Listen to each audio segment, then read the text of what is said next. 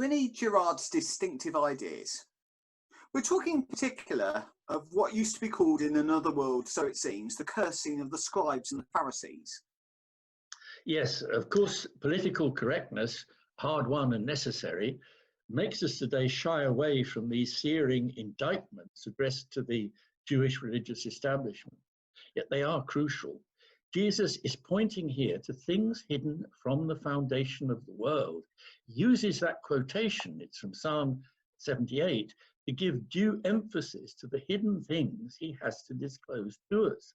And René Girard, in turn, takes that same formula as the title of his best-known book. So what's the context? Jesus is denouncing the hypocrisy of the Pharisees. Spiritually, they are, he says, like those monumental whitewashed tombs they are busy erecting to the prophets, in concealment of the fact that they have done to death these very prophets in order to avoid hearing them. At least their ancestors have, and they show every sign of continuing that line. In Matthew 23, the key passage reads as follows: "For you are like whitewashed tombs, which on the outside look beautiful, but inside are full of the bones of the dead and all kinds of filth. So you on the outside look righteous to others, but inside you are full of hypocrisy and lawlessness. Fill up the measure of your ancestors, so that upon you may come all the righteous blood shed on earth, from the righteous Abel to the blood of Zechariah, whom you murdered between the sanctuary and the altar. Truly, I tell you, all this will come upon this generation." Now, Jesus is signing his own death warrant because he's saying that his adversaries are bound to do what their predecessors have always done. They will, in their turn, exercise sacred violence to exclude and murder even the long-expected Messiah of God. Dismay, and it gets worse. It apparently gets worse. In Luke, Jesus accuses the Pharisees of having taken away the key to knowledge, Luke 11:52. The key, that is, to understanding God and man, the whole of the relation between them. That's an immense and weighty charge. In John 8:43-44, Jesus goes further still. He indicts the religious leaders of Israel with spiritual solidarity with Satan, the father of murder and lies. Girard comments John's text goes further than the others in disentangling the founding mechanism. Satan denotes the founding mechanism itself. Yes, it denotes the bloody immolation of an innocent scapegoat victim. And here, the very one who knows God is innocent. Isn't that the sign of evil absolute? So Jesus isn't burning his boats for nothing. He's doing it very deliberately in order to point up the foundational principle of sacred violence governing human affairs, that hidden impulse of blood sacrifice, which covers up its own violence with myths, lies, denials, and ongoing further violence. He's talking with assurance and precision about the invisible founding axis on which this world, as he often calls it, turns, and which it endorses often enough in the name of God. Such hypocrisy is most deeply grievous in the leaders of a chosen people to whom the prophets had come. But the scandal denounced, is the saving clause, is institutionalized in every human tradition, since it is constitutive of first form humanity as such. That does change things significantly. Does shift our perception away from anything reasonably described as anti-Semitic. Yes, and let's notice this key point. Abel, the first and founding victim, standing at the origin of Canaanite culture as well as of Jewish culture, predates the prophetic tradition. He isn't a canonical prophet of Israel, but he is, in biblical horizons, the primordial human victim of founding murder. Jesus isn't, of course, thinking yet of a specifically Darwinian emergence of humankind as such, but he is thinking of a phenomenon which has been concealed since the foundation of the world, and which Darwin, for the first time, allows our modernity to imagine with real historical precision. Probably he's thinking, Jesus, here, of the false sacrality to which Genesis points. Being like gods, that shot or high of Ersatz transcendence, and he's thinking about the very first murder at the origin of the first civilization. Does that insight take us to the heart of the Passion? You bet it does. What the Passion will reveal is precisely those hidden things. First, the concealed principle of sacred violence and founding murder, but then, reciprocally, in a vertical dimension, the only reality which overcomes that untruth and which shines forth in the space thus de-obfuscated and demystified, namely the love of God.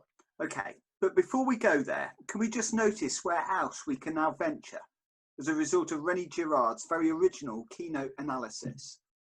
Well, we can venture as never before into a dialogue of reconciliation with Judaism, because we can now see clearly that this way of speaking is not gospel hate speech against Jews. The Jewish leaders are not being indicted anti-Semitically. We can believe Girard on this. He has devoted a considerable work, The Scapegoat, to studying the persecutory anti-Semitism of medieval Christendom. This is different. This is new and transformative, and for Christians, first of all. No, by virtue of the process of speciation producing Homo sapiens, all of humanity is subject to the default mechanism of group survival by emissary victimization. Humankind as such is embedded in a logic of founding murder. Doesn't that detoxify Jewish-Christian dialogue? Henceforth, it should be possible to see and say that the anti-Semitism of medieval Christian pogroms, most terribly reprised in the Shoah, or as we miscall it, the Holocaust of European Jews, has the same formula as the persecution of Christ. That's one of the things made visible by the Passion. That hidden basis of the words of Jesus shifts the debate, indeed. It's what makes it a debate and no longer an exercise in mutual recrimination. Can it also work elsewhere in Christian dialogue with, say, modern new atheists and humanists, for instance? My book reproduces an anecdote of a conversation with Christopher Hitchens at the book launch in California of his famous or infamous book, God is Not Great, How Religion Poisons Everything. Have you read Girard? I asked him. Girard recognizes very fully all the abominations committed in the name of God and of all other sacred causes, but for his part, he isn't content to say such are the misdeeds of religion. He says they have their origin in the archaic sacred, which is a first form primitive religion, vestiges of which are alive and well today, present in both believers and unbelievers. Girard also says that this dark residue finds its completest antidote in texts which are strangely absent from your own book, namely in the Christian Gospels. Okay then, let's come more specifically now to the Passion. You say Girard is able to show us how every aspect of the Passion of Jesus is a deliberate, exemplary, almost pedagogic replay of the founding murder. That's a very striking and original take on the action of Holy Week. Can you help us to understand what that replay looks like, please? Girard means that the suffering and death of Jesus follow a foreseen pattern, not just any old pattern, but the most archetypal, the most formative, the most foundational pattern known to humankind, namely the scenario of ritual blood sacrifice, from which the first matrix of human culture actually historically developed, and by virtue of which primitive humanity itself, the old Adam, let's say, was shaped. That shape, that logic, that antecedents are strikingly clear in the actual conspiracy formed by the Sanhedrin, the Jewish council, to murder Jesus. It is better for you to have one man die for the people than to have the whole nation destroyed, says Chief Priest Caiaphas. That's the exact definition of scapegoating. This is a blood sacrifice. Jesus is not responsible for the apocalypse hanging over Israel, but he can plausibly be thrown into the maw of occupiers' justice as sacrificial scapegoat victim. in order to appease and exorcise the gathering storm clouds of national catastrophe. Caiaphas is the perfect sacrificer, says Girard. Yes, he sacrifices both substitutionary animals in the temple and the Messiah on a Roman cross, both for the honor of God and to save Israel's neck. So Jesus' sacrifice really, in the most bloodily primitive, archaic, sacral sense of that word? Very much so. The gospel accounts indeed show echoes of sacrificial rituals from the world over. The royal acclamation, the robing, the mock obeisance and punishment of the errant king, initiatory trials, the harrowing, the casting of lots, even in some senses the resurrection itself. Many of these echoes were discovered by Victorian anthropology, particularly by Sir James Fraser in The Golden Bough. And Girard agrees that the echoes are real enough, but he reverses Fraser's reductionist interpretation because it reproduces the founding event of all rituals. He says the Passion is connected to the rituals of the entire planet. That power of illusion, in other words, is really a sign that the cross goes to the heart of all rituals. It addresses the original crux of the human drama, ritually embodied and forever played out as a form of sacrificial immolation. The tragic irony is that killing one more prophet, and this one the Messiah of God, won't save the nation or its political and religious establishment. But Jesus isn't simply the sacrificial victim of a conspiracy to murder. Oh, indeed, in the endgame played out in Holy Week, Jesus is done to death by popular acclamation. There are outward forms of judicial procedure, but he is, in reality, the victim of a collective lynching. We observe here the all against one of what René Girard calls the mimetic crisis, the dynamic of sudden unanimity by imitation against the scapegoat victim. That powerful victimary persuasion is decisive. It reverses the acclamation of the Hosanna crowds of a few days previously. It takes over the practiced and forewarned loyalty of the disciples. It speaks again in the deriding soldiers, the mocking crowds, and even the cursing thief on the cross.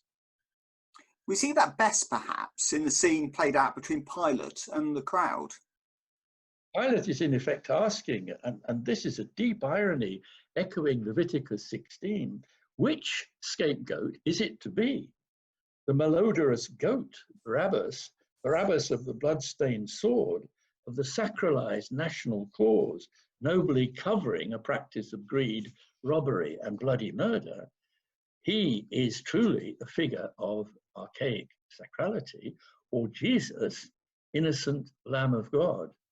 A single emissary victim is designated by rage-modeling leaders based in the crowd.